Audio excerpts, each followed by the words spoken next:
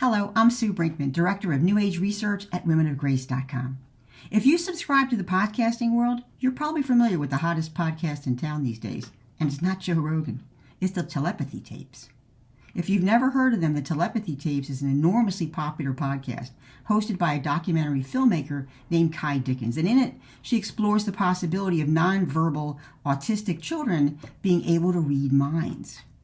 Now, Dickens works alongside a psychologist named Dr. Diane Powell, who conducts experiments, such as giving parents certain numbers and words to think about, which their child is then asked to guess. A child in the first episode appeared to have passed 100% of these tests with their telepathic gifts. So does this mean that Dickens' hypothesis is true? Well, not hardly, mostly because all of her evidence is anecdotal, and it's gleaned from parents who believe their children have mind-reading power, so of course they're going to say that.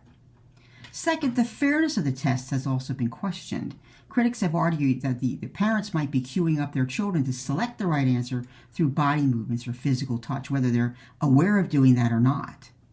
Third, it's based on a rehashed version of a theory of facilitated communication known as FC, which is the theory that non-speakers with autism or other neurological conditions have a rich intellectual life and are simply unable to communicate their thoughts due to physical limitations.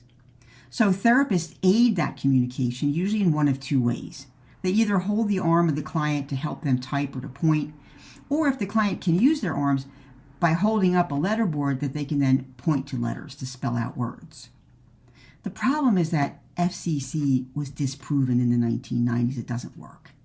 But the telepathy tapes takes it a step further and asserts that these persons are also psychic, and they're able to tap into a cosmic library of information with only their minds.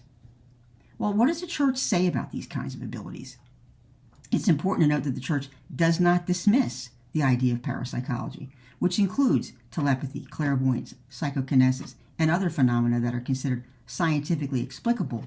But this doesn't mean we're free to dabble in it, mostly because we Christians believe we live in a world that contains both the natural and the supernatural, as well as the existence of good and evil. So you put those two together and you have the verdict on parapsychology. Beware. The devil can and has been behind some of this phenomena, which is why we must evaluate each instance as it occurs. It also explains why some forms of psychic phenomena are outright forbidden, such as any that involve divination and attempts to see the future, such as clairvoyance, or any that attempt to tame occult powers, such as sorcery.